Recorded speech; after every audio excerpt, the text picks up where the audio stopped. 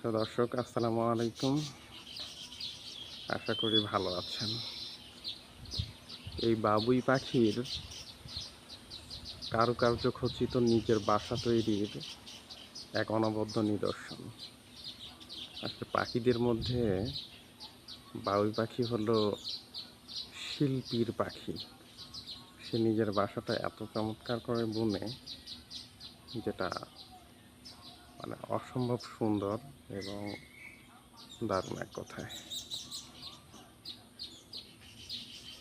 এটা আসলে আল্লাহ এই পাখিকে এত চমৎকার বুদ্ধি দিয়েছে। দেখবেন প্রত্যেকটা বাসার পাশে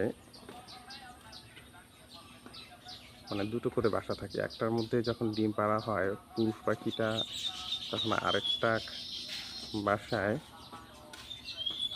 বসে